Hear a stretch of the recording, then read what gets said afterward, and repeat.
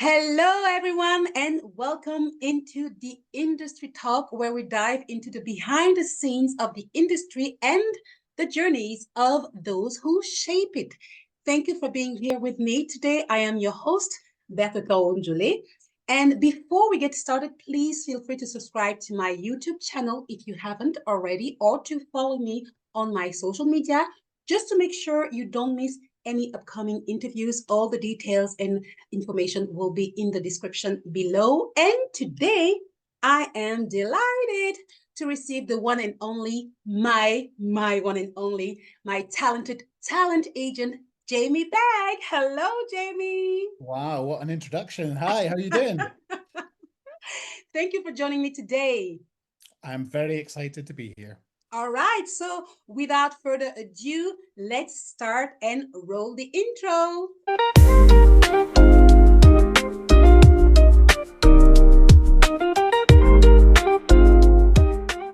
All right, Jamie. So what I'm going to do now, I'm going to read to you a short bio.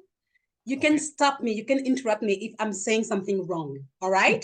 Hopefully you've got it right. Hopefully you know me well enough to get it right. Hopefully, okay, fingers crossed. Okay, so Jamie Christopher Begg, born April 1982, you are a Scottish talent agent, industry professional, and creative with roots in performance and entertainment. And you're best known as the director and lead agent at Oder Talent Management Ltd, a UK talent agency you co founded with Casey Flanagan. So far, so good? So far, so good. I need to check what's actually out there on Google. I didn't realize that much information was out there. I didn't find a lot. I have to gather a lot of like in different places. Oh, okay, that's all right then. All right. So you grew up in Scotland and later pursued higher education at Queen Margaret University, where you were exposed to the performing arts and media industries, laying the foundation for your later career in talent management and creative representation. And before becoming an agent, Jamie, you gained experience in front of the camera for almost 2 decades, if I'm not. That's correct. Yes, Yeah, great. making me And feel old now. entertainment, great. And so your interests extend beyond traditional agenting because you have a strong appreciation for music and live performance and have been involved with DJing and creative nightlife scenes, combining your love for music with a keen understanding of performance spaces and audience connection. And on a personal level, you reside in Scotland, where you balance your professional commitments with family and community ties. And you're known among your colleagues and clients as approachable, thoughtful, supportive, but also for your integrity and personable nature.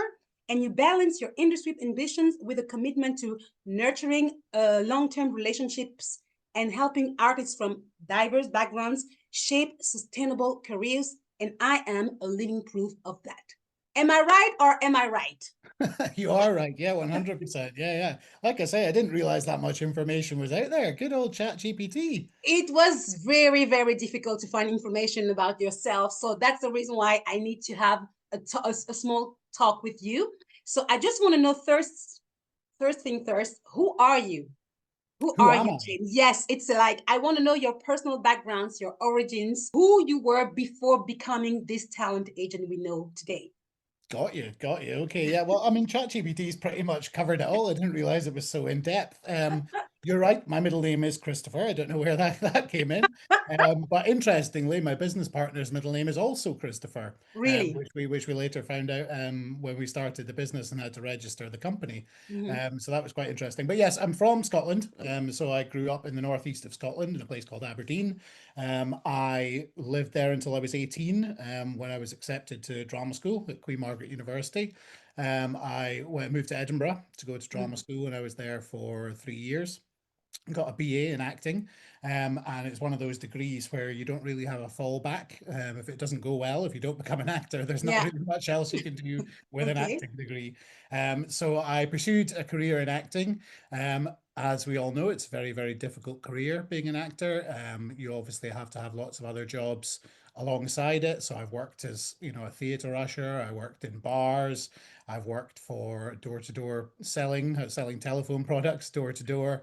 And Yeah, and I also found through my love of music, as ChatGPT told you, I also became a DJ, and I was a DJ for wow, 12 years, 13 years, DJing all the way from like small wine bars all the way up to super clubs. I worked with MTV and toured around and played in super clubs all around Europe, which was great. Mm-hmm. And it was the perfect job because you only ever worked in the evening, so it meant that you had your daytimes free Right. to audition and to Mm-hmm. to work on the acting side of things. So I was an actor for 20 years all in, and I was with an agent and was having a really kind of bad experience with that agent. The good thing about that agency was that I got to meet KC, who's my business partner, and we became mates. And every time I was down in London for auditions, etc., we would go for beers and Mm, slag off our agent basically at the time. And we were sort of talking about what are we going to do. We were coming to the end of our contracts with this agent, and we were mm, talking about whether we're going to re-sign with her, which we knew we weren't going to do because we were having a bad experience. It was very controlling. It was very coercive. It was very, we didn't really have a lot of say as to how we wanted our career to go or which direction we wanted. If we ever turned anything down, we were told that we were unprofessional, and it was just a very controlling relationship. So we knew we weren't going to sign with this agent again. We thought about the possibility of going self-represented, but as I'm sure your listeners know, in this industry, it's very difficult to get ahead without an mm, agent because an agent can open up a lot of doors and give you a lot of career advice and help you to get to the place that you want to be. So we knew that wasn't really an option. And the third option was, well, we could go to another agency, but possibly get more of a thing, the same sort of thing as we were getting with our current agent. And the fourth option was, well, we know what we want from an agency. Why don't we have a think about actually setting up our own agency that we would want to be part of as actors, you know? mm, And so we looked into the practicalities of that and, what checks and balances you needed, where you needed to register to become an agent. And the terrifying thing was there was nowhere. You don't all need to right. register to become an agent. You don't need any checks and balances. Anybody can become an agent, which is terrifying, especially when you think about the biggest demographic of people coming out of drama school are normally young girls or young men who are impressionable, who are told at drama school you need to get an agent to get ahead, and that just opens the doors to the wrong kind of people. So we knew that if we were going to do this, we were going to do it properly. We hoped to make a change in the industry, and we launched. And now, 8 years later, we now have this agency full of wonderful people who are not just talented actors, of course, because obviously they have to be, but they're also lovely people and they're really supportive of each other. And everybody in the agency knows each other. They all work together. They support each other in whichever endeavor they're going off into. And we're managing to make real strides in making the industry a little bit better for the actors that we represent. So very happy as to where we've got to now. And that is, of course, Adair Talent Management. That's the agency that we run. We have offices in London and Manchester. Mm-hmm. And we just have this brilliant client list of actors who are all very talented at what they do. And what does it mean, oh dare? Well, it's a Latin. There is actually a Latin word, audere, which means to be audacious, which means to be daring, to venture forward, to take Mm, risks. And it was actually my business partner that came up with the name. We were sort of thinking about what we would call the agency. We knew it had to begin with A so that it would become at the top of people's lists. Um, okay. and then we thought about, what is it that we're doing to actors who have never been agents before, who didn't really know what it was like to be an agent or what we were doing. It's quite audacious, it's quite daring, audacious and daring became Audaire. So we registered the name and yeah, so it's stuck ever since. And so you will say that that is the turning point in your career, like going from actor to talent agent. But does your experience as an actor help you build what you have now? 100%. Yeah, it was very frustrating for us with our previous agent because she came from a business background, like a marketing background. So didn't really know much about the performing arts or about acting, or we would submit a self-tape and ask for feedback from her, but she couldn't give us feedback because she didn't know what she was looking for because she was business minded. And so that's definitely helped us to shape the agency because we knew that we never wanted our clients to experience what we experienced Mm, as actors. So we knew what it was like to be an actor. We knew the frustrations that actors have. We knew what it felt like to not really be cared about or to be, listened to and we wanted to make sure that anybody we ever represented never felt like that. They always felt that we were supportive. And also the small things like, well, I mean, not small things, but if you're getting auditions through, you want your agent to be able to tell you when that audition is good or Hmm. when it's bad, or, and be, because we're obviously, our agency is based on honesty and trust. And so I will tell an actor, as you may have experienced in the past, what's wrong or what's not right with that audition or how we can fix it, because I have that experience of working as an Hmm. actor. So I know what I'm looking for. And then obviously taking in my experience as an agent, I know what the casting team are looking for as well. Yeah. And I know how to give you constructive feedback on how to fix the things that the casting team are looking for. So I think an agent is very much a bridge between an actor and a casting director, because a good agent should be able to give you that feedback and should know what the casting director is looking for and how to get your actor to achieve that. So And I what think, is the yeah, most difficult part in your daily job? And what was the difficulties you went through when you started the agency? And the third question, and do you still call your agency a boutique? Because there is a difference between a boutique, I guess, and an agency. Or can you tell yeah. me what? First, to answer the last question first, we wouldn't consider ourselves as a boutique agency now. I mean, I think of a boutique agency as maybe like a small kind of one man Yeah. band, where, or a smaller agency that maybe represents a select number of clients, and they Hmm. dedicate all their time just to those clients. And it's very much like management, which I don't think Godair is. We have quite a big client list. When you look at our client list, it looks like we represent a lot of actors, but none of we're only ever working with about 40% of our actors at any given time, because the other 60% are either off traveling or off starting a family or working, which is the main thing. So if we have actors who are booked up on theatre contracts for 6 months, then we don't really have a lot to do with them apart from finding their next job after those six Hmm. months are over. So although it looks like we represent a lot of actors on a day-to-day basis, we're only dealing with a small sort of number of them day to day.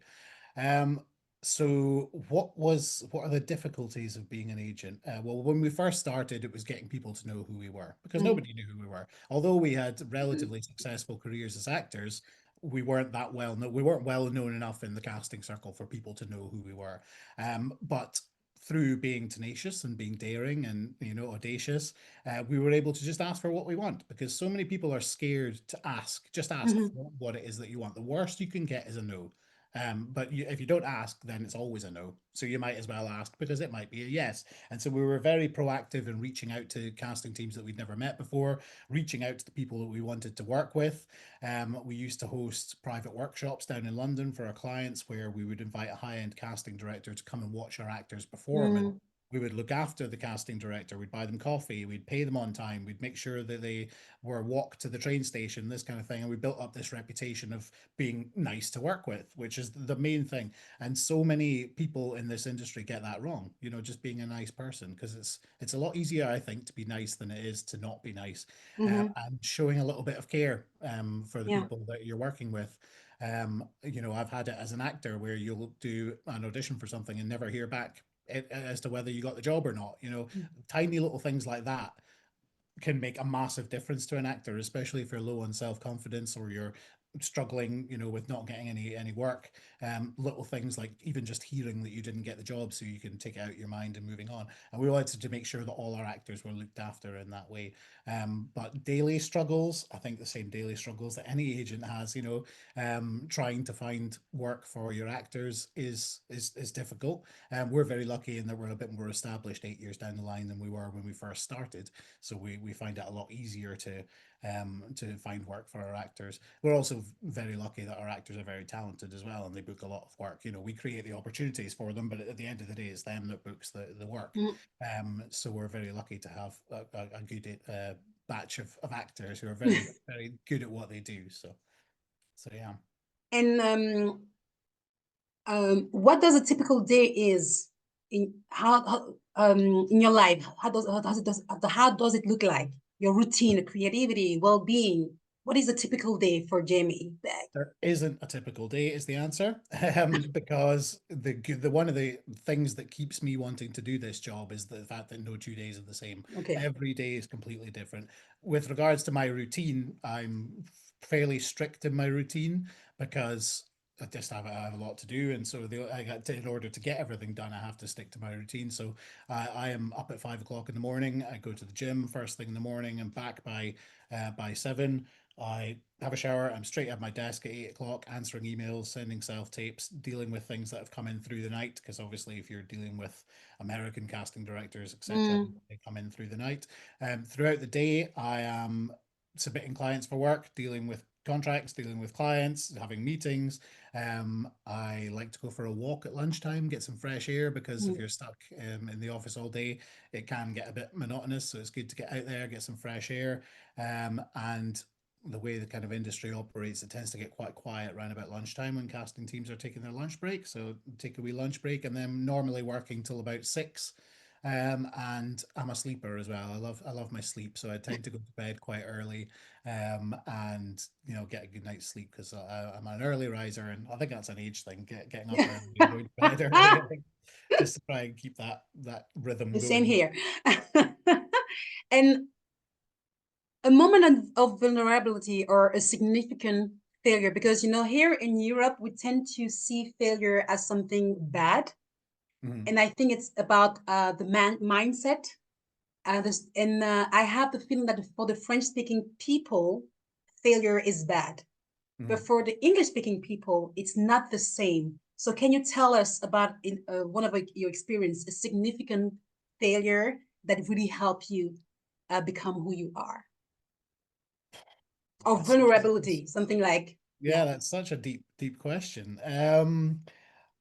A specific example of when I I mean, as agents, I suppose we fail every day, because our job is to find work for our actors, and if we're not able to do that, then I suppose that can feel like a failure. We're very much of the it sounds a bit hippie-ish, but I'm very much of the opinion that if something's meant to be, it will be. And if it's meant to happen for you, it will happen. And if it Mm-hmm, didn't happen, then it didn't happen for a reason. And so having that mindset helps me to deal with things a lot easier. Because I can just go, well, it didn't happen. It wasn't meant to happen, mm, and there must be a reason for that, because that's the way, karma and the way the world works. There will be a reason. And 9 times out of 10, you don't find out the reason. But when you do find out the reason that something didn't work out, it's the best feeling in the world, because you're like, that's why it didn't work out. And so I tell my actors that, as you'll know, I always say, it wasn't meant to be. It's just this job wasn't meant to be. It's not the right one, and there'll be a reason for that. mm-hmm. And yeah, I think just having that kind of mindset, that you kind of avoid the bad feeling of failure, because you've always got a positive mindset. You've always got that, well, it wasn't meant to be, so just keep going, because there will be a reason that it's not Yeah. meant. And do you have a specific example for yourself? A Something that specific happened to example. you that you felt at the time, oh my God, is a failure. But now you said, oh, maybe it was. Um, it's hard to think of a specific Mm-hmm, example. I mean, there was loads of times when I was an actor where I didn't get a job that I really, really wanted. Where there was I remember, this is back, making me sound old now, but this was back when we didn't have the internet and social media and stuff, and everything was done by email or phone call. And I remember, as an actor, knowing the day that you were going to hear about a job, and mm-hmm. sitting and waiting for the Yeah. phone to ring, genuinely checking your phone every 5 minutes, because you were desperate for it to ring. Nowadays, you find out information by text or things like that, but sitting, wishing and willing the phone to ring. And then when that phone call came through that you were expecting, it was panic stations. It was, oh my God. And there were so many times that I got that phone call, and it wasn't what I wanted it to be. Or, it wasn't, I didn't get the job that I really wanted. I can't think of any specific Mm-hmm. examples, but that kind of feeling, Mm-hmm. just wanting something so badly. And I feel that in my actors every single day, where I know that my actors do the best audition, and they really, really want this job, and I feel that for them. But on the flip side, I also get the great feeling of being able to tell them I get when they get the job, which is the best feeling, because it was the best feeling when I was an actor, getting told I just got the job. And now I get to do that every single day, because I get to feel that through my clients, and I still get the same buzz that I did when I was an actor, telling my clients that they've got the job. So that kind of makes up for it. And what is the most difficult dealing with all those clients, because you have more than 100 people under your belt. But what is the most difficult for you to deal with? Because we are all human at the end of the day, but sometimes I have the feeling like us as actors, we tend to forget that sometimes. And what is Mm. for you? How do you deal with that? What's the most difficult thing? I think obviously the most difficult thing is telling somebody that they didn't get a job that they really, really wanted, and it happens a lot because, as actors, obviously we know we get way less jobs than we don't get. I think it's something like for every 10 auditions you do, you're lucky Mm, if you get one job from every 10 auditions. So having to deal with that a lot is difficult because especially when it's something that the client really wants, because when you tell them you've got an audition for something they've always wanted to do, they get so excited and they get so pumped up, and then when you have to tell them they didn't get it, it's yeah, that makes me sad a little bit. And the way I deal with that, again, I'm a very positive person. I just kind of stay positive, and I think, well, mm, it wasn't meant to be. But look at the positives. That casting director now knows who you are. They've seen you perform. That production company has seen your tape, so they know you exist.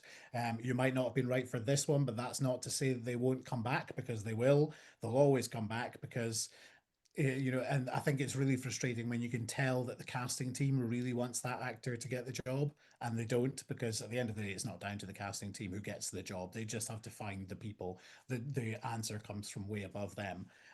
So yeah, it can be hard when you can feel that the casting team really wants that actor to get the job and then they don't, because mm, they have to pass that information to me before I pass it to the actor, and you can tell sometimes, especially when they're rooting for you. So it's good to remember as actors that the casting team are always rooting for you, because it's their job to find the right person for the job. So they want you to be the right person. So don't think that they're against you or that the decision comes from them, because it doesn't. They want you to be the right person because it makes them look good to the production company if they mm, find the right person. So yeah, it's important to remember that, because sometimes it feels like you're going up against a brick wall when it comes to casting. You feel like nobody wants you, nobody's looking at you, and that's not the case. 9 times out of 10 they want you to get the job because it makes their job easier. They mm. don't then have to find somebody else. So yeah, to keep faith in that. Yeah, for sure. But you said at the beginning of this interview that the talent agent is a bridge between the actors and the casting directors. And for me, sometimes I feel like, as actor, we can find auditions, maybe not the big auditions, but for me, I always felt like a talent agent is someone who is going to open some doors for me, doors that I cannot open. Do Mhm. you feel the same? It's not like a manager, because there's a difference. For those who doesn't know, can you just tell us the difference between a talent agent and a manager, and then tell me if you have the same feeling as I do? Well, I mean, the difference between a talent agent and a manager. So yeah, a talent agent opens doors. A talent agent has the connections to find you work. But they're all. I see a talent agent as being a partner, whereas I see a manager as being an advisor. So like, the partner is the talent agent because we are your marketing team, we are your finance team, we are your accountant, we are sometimes your shoulder to cry on, we are your advice giver. We don't. This is the important thing that a lot of actors, I think, forget on a day-to-day basis, is we don't get paid until you do. You need to remember that we are working really, really hard to get you work because we don't get paid otherwise, and I've got kids to feed and things like that. So it's in our interest to get you work as well. But I think sometimes this can get lost with the relationship between actors and talent agents.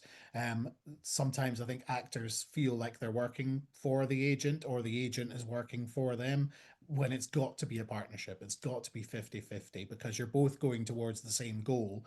You're both bringing different sides of that goal to the table, but you're both heading towards the same goal, and if you don't hit that goal, then neither of you gets paid or has the success that you're looking for. So it's more of a partnership, whereas a manager, I think, is more of an advisor who will help you to decide which projects are going to work for you or which direction you want your career to go in, or to help you kind of advise that, whereas the talent agent is the person that makes that happen.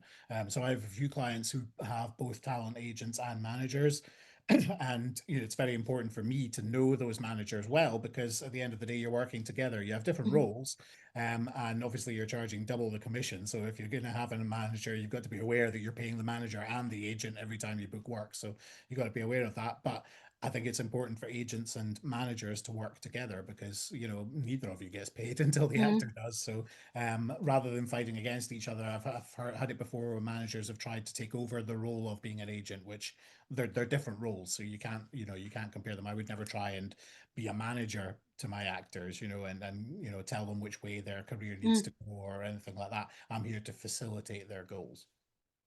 And would you say, how do you choose you and Casey and Jordan? Because you're three, it's three of you. Oh, sorry, that's right. Since this year, it's the four of you. There's Sorry. four of us now, yeah. Yes, that's right. How do you decide which actor you want to work with? What is your process? And how do you decide at the end of the day, okay, we want to, and will you say at this today to this actor at the end, okay, we're not going to work with you, and give him or her the reason why you don't want to work with them?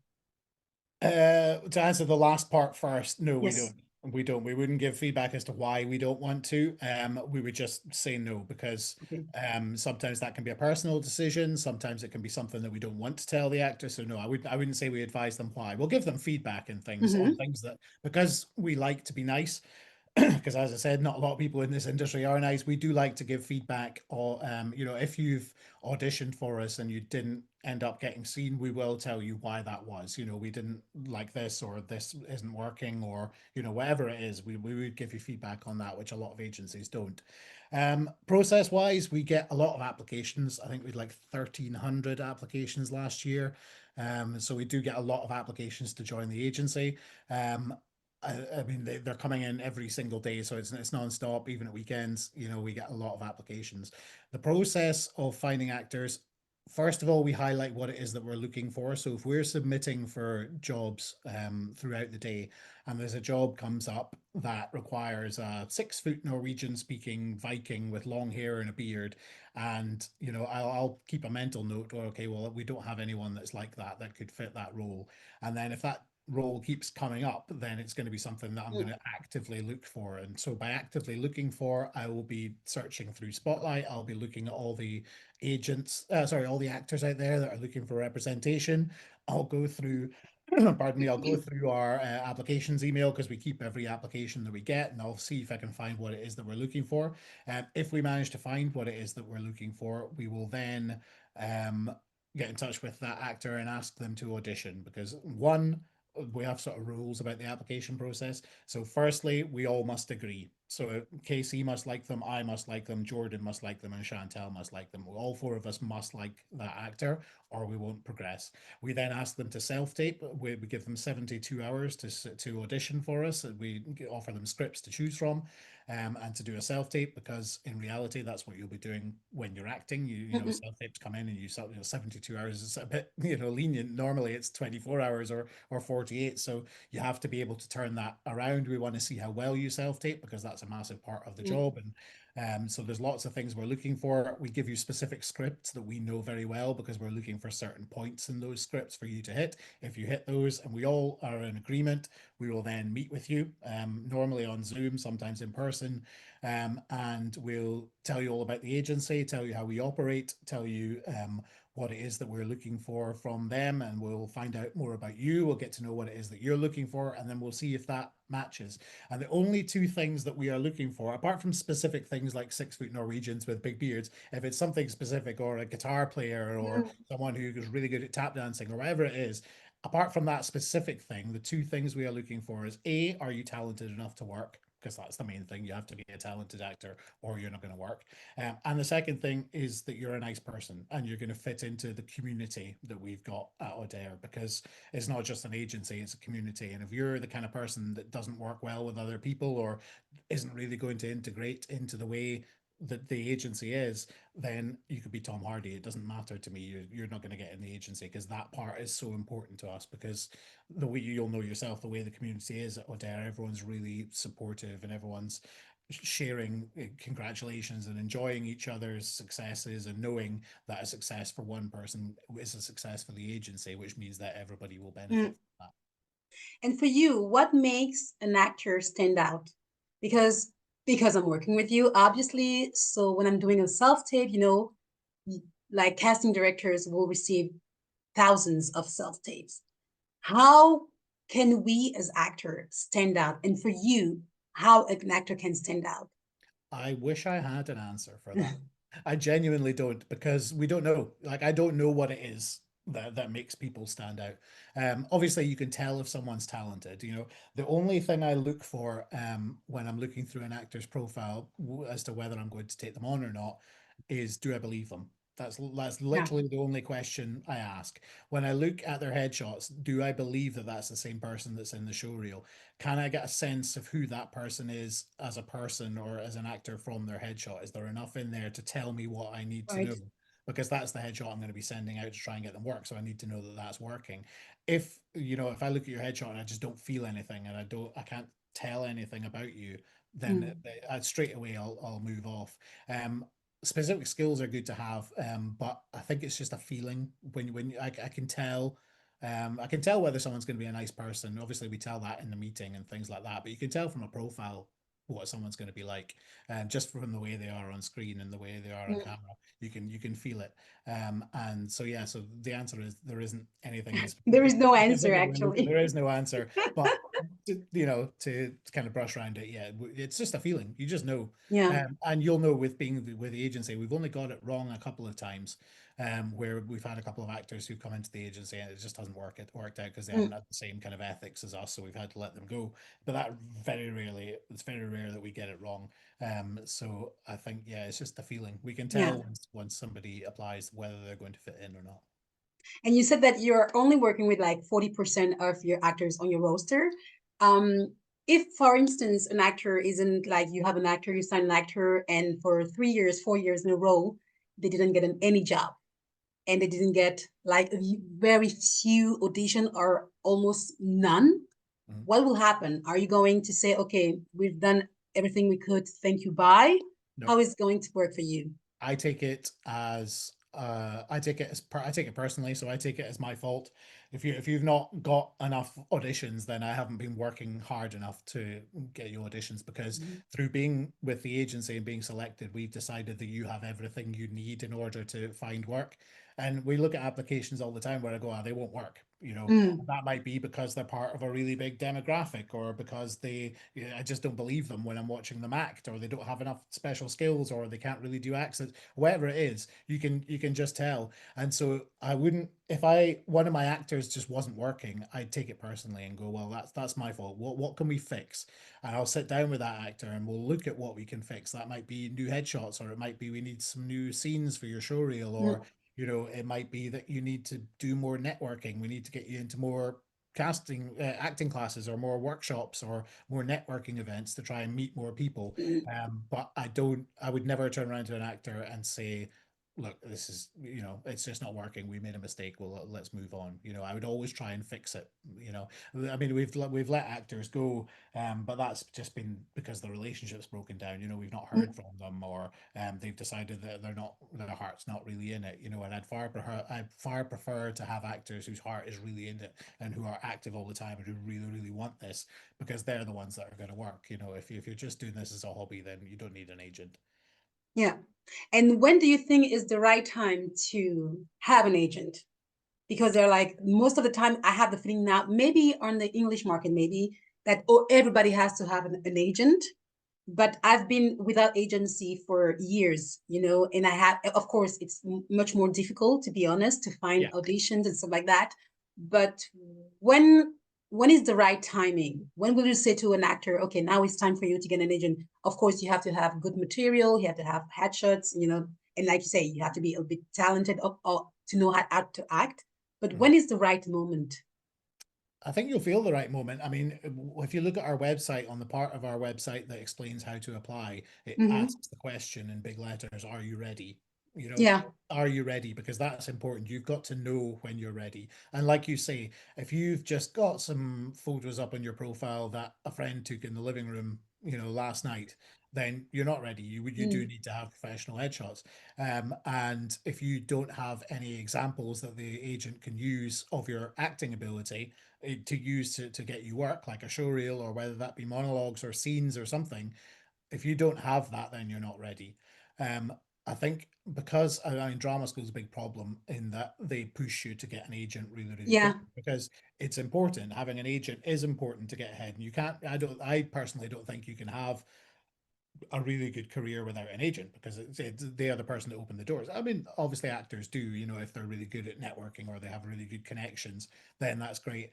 Because this industry is about who you know, it's not what you know. Yeah. But if you have somebody to open those doors for you, it's a lot easier. And I think if you aren't willing to, because I talked about us being a partnership there. So it's 50% agent and 50% actor. If you're not putting in the 50% on your side, i.e., having good headshots, having good performances on tape, learning extra skills, going to networking nights, going to film festivals, going to the theater, all these kind of things. If you're not doing that 50%, then you're not ready for an agent.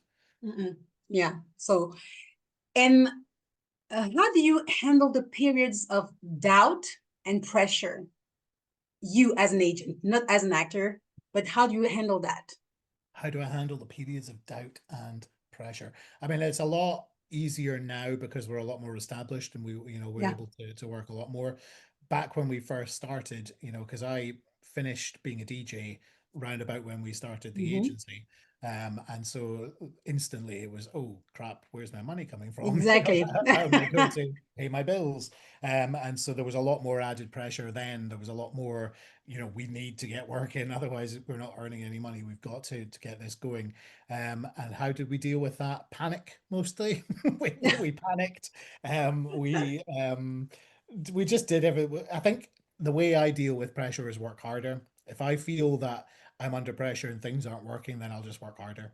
And that kind of switches something in my head that makes me think, well, I'm doing the right thing because I am working as hard as I Mm, can to make that happen.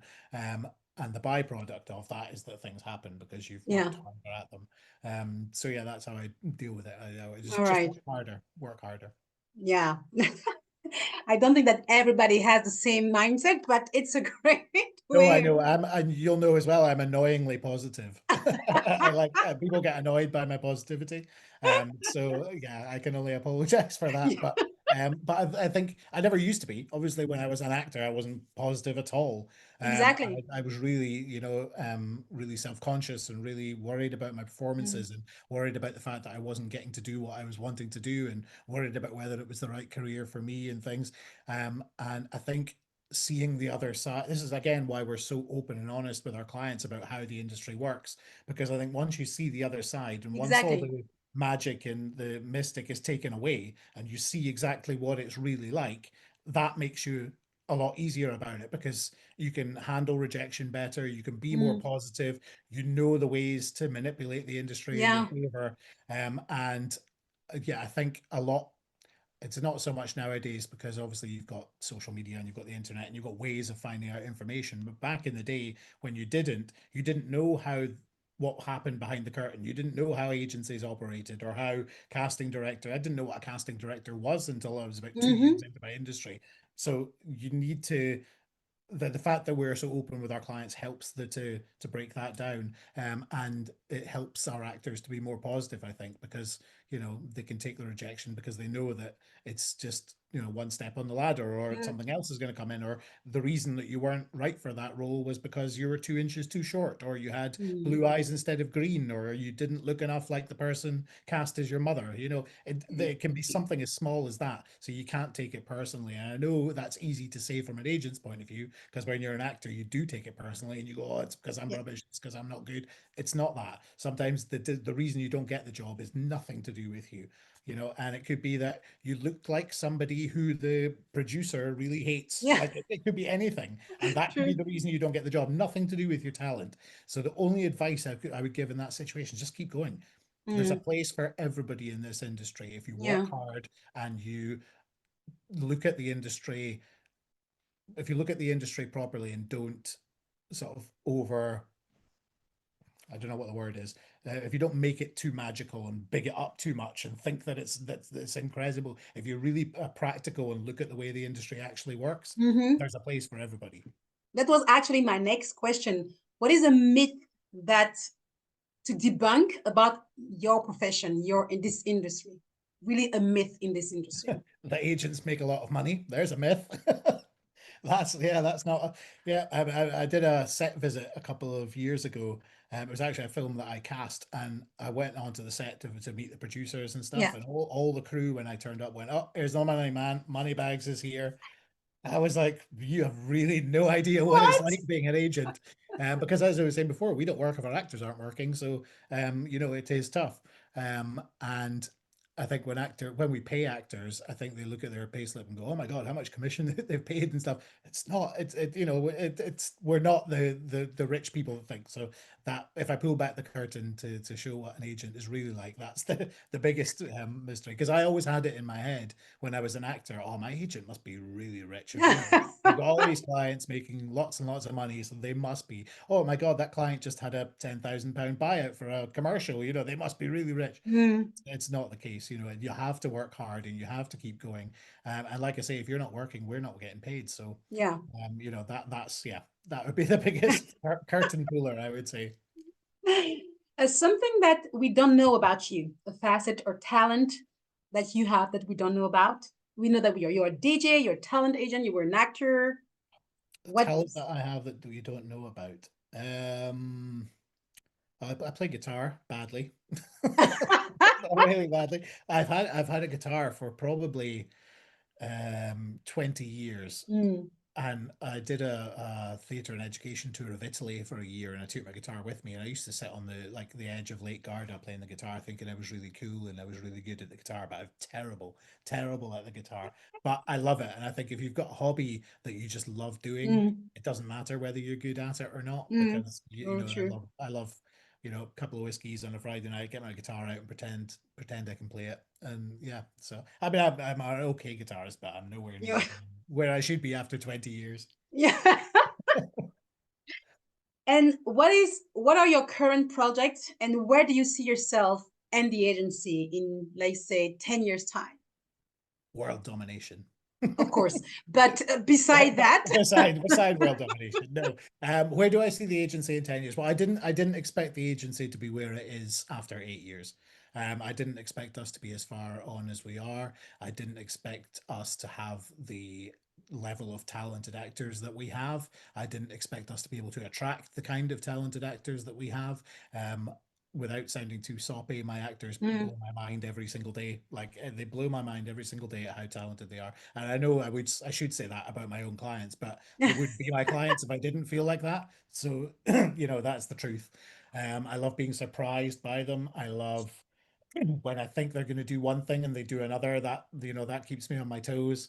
Um, but I don't know where I see the agency. I want to keep growing, because I've made friends with the clients that I represent. We talk about ourselves as a family all the mm, time. The agents, now that there's four of us, we're very close and we get on really well. And I love going to events with the agents. Like we're off to Actors Expo next weekend, all three of us, and it's good to go to things like that and to sort of really get to know the people you're working with, because you won't see it as a client, but we speak to each other all day, every day, even at weekends when I'm in the park with my daughter, and I've got Jordan texting me about, or voice noting me about things, and I'm sending emails, forwarding emails to Chantel while I'm there. And so we you literally become like family. That's why we refer it to family, because I speak to these people every single day.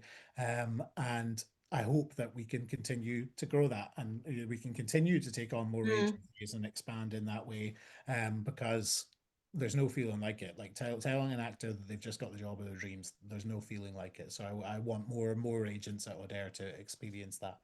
But I also want to make sure that we stick to the values that we operate the agency on. I don't ever want to get too corporate and too high, kind of highbrow, where we forget what it is that mm. makes O'Dare special.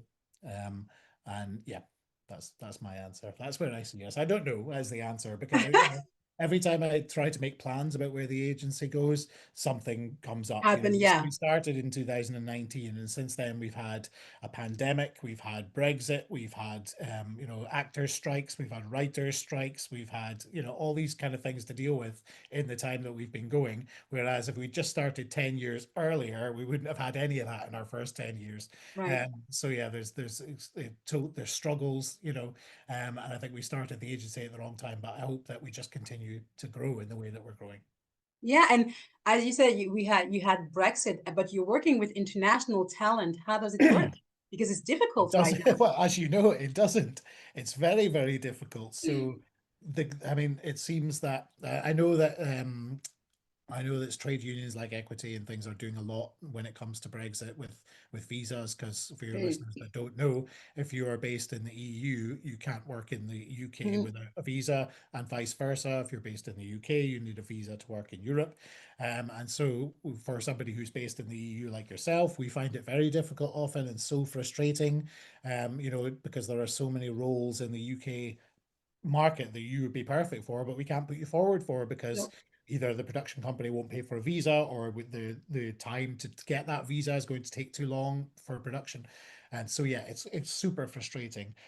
We didn't really have that much of a problem when we first started because you still had what you call it, we were still in the freedom, yeah, freedom EU. of access. So you could still work between Yeah. countries in the EU, and it was fine.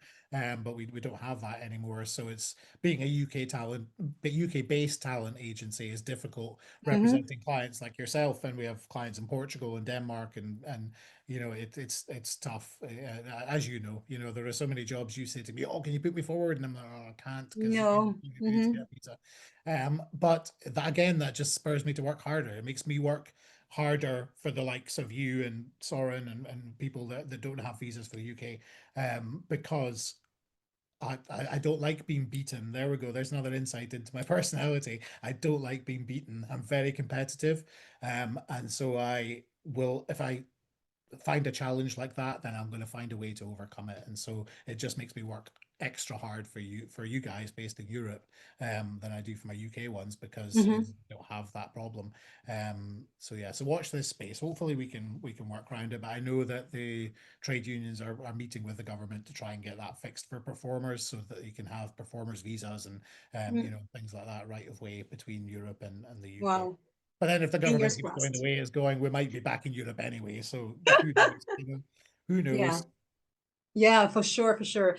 And last question before our little game. A Oh, piece of advice for someone starting out today. And which advice would you give to your younger self? to an actor starting out today, don't. No, no, that's the wrong advice. That's the wrong. Of course, as I was saying before, there's a place for everybody. So the best bit of advice I could give you as an actor is, if you want to do this job, then you're not doing it for the right reasons. The people that make it are the people who need to do this job. So being an actor is the hardest job in the world, and the entertainment industry is one of the hardest industries in the world. And the actors that are successful are the ones who need to do it. They have no other option, because nothing gives them the feeling that acting gives them. And that was the same for me as an actor. When I wanted to be an actor, I needed to do it. It wasn't a case of wanting to do it. I obviously wanted to do it, but I needed to do it because there was something in me that needed to be fulfilled. I was very lucky in that I was able to fulfill that in a lot of jobs that I did and fulfill that need. And then when I Hmm. found out I still got the same fulfillment working with actors in the way that I do now as I did when I was an actor, then yeah, and the thing that keeps me getting up every single morning and working at this Mm. job is the fact that I need to do it, not that I want to do it. Because there are days that I could throw my laptop out the window, Right. if I'm Right. arguing with a producer on the phone and about money and things like that. Then yeah, there are days when I could throw the whole thing in, but I don't, because I need to do it, and I can't see myself doing anything else. So I think the best advice I could have gotten when I was younger is don't overthink. Don't Mm. overthink. That's the one thing I see my actors doing the most, is overthinking everything. Oh no, but there's a reason they've said no, or there's a reason they've changed that date, or there's a reason that they've taken that scene out. It's nothing to do with you. All that is completely, I always say, I think I've probably said it to you as well. The job of an actor is auditioning. Your job is just getting those auditions in, doing the audition to the best of your ability, and then completely forgetting about it and moving on. If you're sitting there waiting for the phone to ring like I used to as an actor, you're going to drive yourself insane. Like you Mm, really are. And you're not going to get any enjoyment from this industry because, although it is an industry and although it is a career, it's supposed to be enjoyable as well. That's why we're doing it. It's supposed to be fun. And if it no longer is fun because you're worrying and stressing about why it's not working and why you're not getting cast, then it's not fun anymore. That you go and do something else. You know what I mean? right. That would be, if I could have had any advice, it would be don't overthink and don't look into things that aren't there. Don't try and work out why you didn't get the role or why the casting director didn't like you. Mm, All those things are irrelevant. They're not part of being an actor. Your job's just auditioning. Keep auditioning. We'll deal with the on-set stuff once you book the job and the contracts and all that kind of thing. yeah. And being on set, we'll deal with that once you get the job. But that's not your job. That's not your concern. Your job is auditioning, doing the best you can, switching off as soon as you click send, it's gone, forget all about it and move on. And then if you get the job, it's a nice surprise. But if you don't, you're not sitting there every day Mm, thinking about it, thinking, oh, why didn't I get it? Or am I too tall? Or am I not good enough? Or was it because I looked tired that day or whatever it is? Don't worry about that. That's irrelevant, mm, because like I was saying before, the reason you don't get the job can normally be something stupid like your eyes were the wrong color or you weren't tall enough for the person playing your girlfriend or whatever it is. So yeah, don't overthink. That would be the best advice. that is a great advice. And on that note, let's do a quick game, Fast and Curious. Are Fast and you furious. ready? Yes, I'm ready. Let's do it.